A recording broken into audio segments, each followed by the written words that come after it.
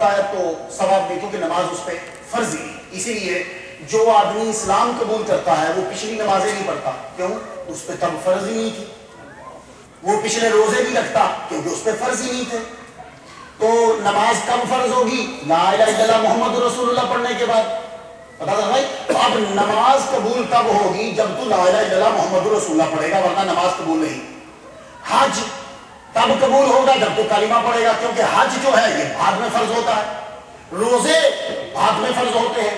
لیکن ایک عبادت دنیا میں ایسی ہے وہ کافر بھی کر لے تو خدا اس کو بھی اجر دیتا ہے۔ بخاری ہی پڑھوں گا اس لیے کہ آپ لوگ اس کا انکار نہیں کر سکتے۔ امام بخاری لکھتے ہیں، کہتے ہیں کہ ابو لہب جو تھا یہ وہ کافر ہے کہ جس پہ ڈگری جاری ہے، سورہ لہب اسی کے نام پہ ہے۔ اس نے جس دن حضور صلی اللہ علیہ وسلم پیدا ہوئے اس دن اس نے اپنی لونڈی کو یوں کہا، جاؤ میں تجھے عذاب کرتا ہوں، کیوں؟ یہ بڑے انگلی سے اشارے کرنے بڑے تکبر کی علامت ہوتی تھا، بڑا متکبر تھا، امیر بڑا تھا، خوبصورت بھی بڑا تھا، اس لیے تو اس کو لہب بولتے ہیں۔ لہب کا معنی ہوتا ہے شعلہ، اتنا لال اس کے یہ گالوں سے ایسے لال تھی کہ شعلے نکلتے تھے، ابو لہب شعلے بڑا۔ اچھا اس نے یوں کہا، کیا عذاب کیا ہمارا بھتیجا ہوا ہے، کیا عذاب کیا ہمارا بھائی فوت ہو گیا تھا تجھے عذاب کیا۔ جب مر گیا تو امام بخاری لکھ رہے ہیں، پوچھا بھائی بتا کیا بیتتی تھی، بہت بری موت مرا تو، تجھے تو بچے بھی تیرے قریب نہیں آئے، تیرے تو پاؤں میں رسی ڈال کے گھسیٹ کے تجھے پھینکا گیا تھا کیونکہ نبی کی بد دعا تھی تیرے پہ، بتا تیرے ساتھ کیا بیتی؟ کہنے لگا یار بہت پھینٹی پڑتی، رشتے بڑا مارتے، لیکن جب منڈے کا دن آتا ہے نا تو جس انگلی سے اشارہ کر کے محمد کی آزادی کا اس کو پروانہ دیا تھا کہ اس کی خوشی میں جا تو آزاد ہو جا، اسی سے پانی نکلتا ہے، پیتا ہوں تو جو پھینٹی پڑی ہوتی ذرا سکون مل جاتا۔ میں ہاتھ جوڑ کے عرض کروں، بڑے ذہین ہو تم یار، کافر کو کسی عبادت کا ثواب اور اجر نہیں ملتا۔ محمد مصطفیٰ کی آمد کی خوشی وہ ایک نیکی ہے کہ جس کو کسی عبادت کا ثواب نہیں ملتا، خدا نبی کے آنے کی خوشی منانے کا اس کو بھی اجر عطا فرمائے۔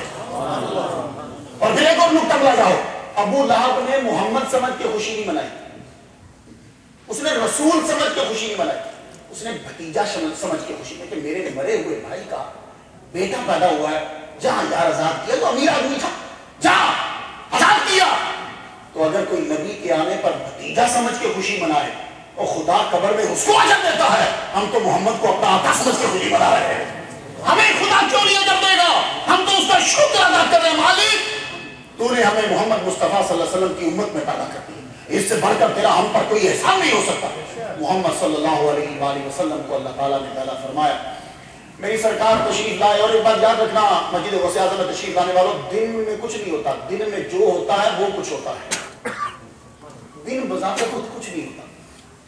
14 اگست کچھ نہیں ہے، 14 اگست 1948 میں بھی آئی تھی، 14 اگست 1950 میں بھی آئی تھی، 4 جولائی ہر سال آتی ہے، لیکن وہ جو 4 جولائی تھی ایک مرتبہ اس کے اندر ایک کام ہو گیا تھا۔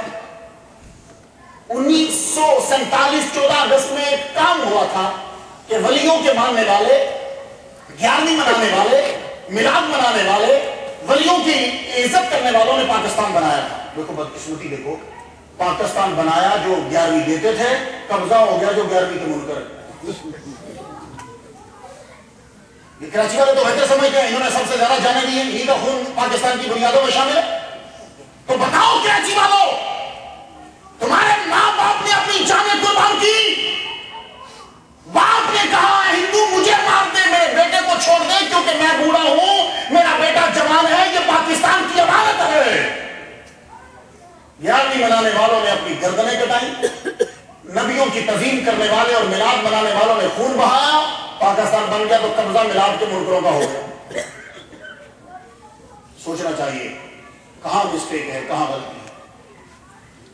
محمد صلی اللہ علیہ وآلہ وسلم کی آمد کی خوشی سب مناتے ہیں، سب مناتے ہیں۔ اور ابھی بھی آپ آج سب لوگ یہاں بیٹھے ہو، تمہیں قسم ہے جا کے بتانا، جو کہیں کہ میلاد النبی ناجائز ہے ان سے پوچھو، یار ہم تو وہاں بیٹھے تھے، ہم نے تو نبی کی تعریف سنی ہے، وہ قرآن کی آیتیں پڑھ رہا تھا اور اس کا ترجمہ سنا رہا تھا، وہاں نہ ڈانس ہوا، نہ گانا ہوا، نہ کوئی ایکٹریس آئی تھی، صرف ذکر ہی ہوا۔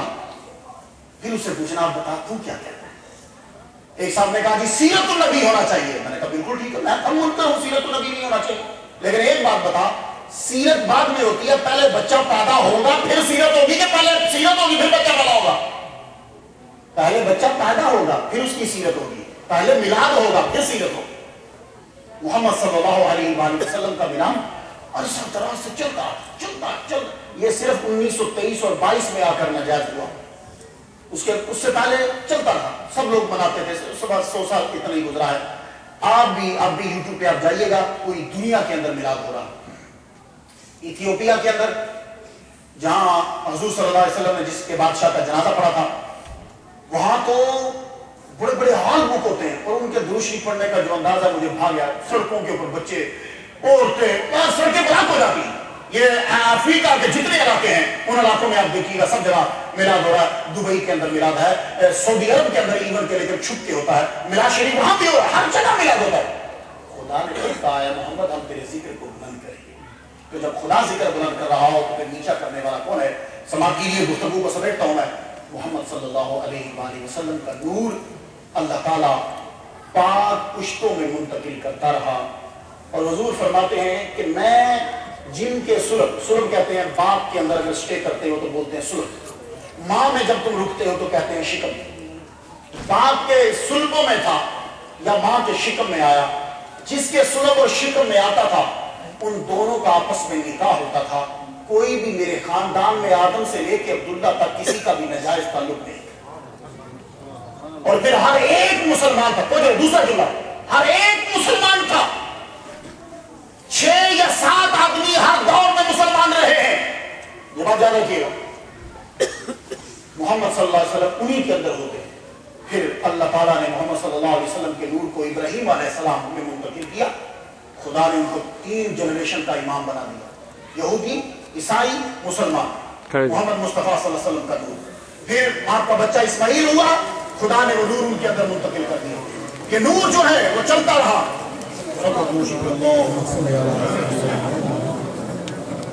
وعلى آل سيدنا محمد وصحبه سيدنا محمد وبارك اللهم صل على سيدنا محمد وعلى آل محمد وصحبه محمد صل على محمد وعلى آل محمد وصحبه محمد وبارك وسلم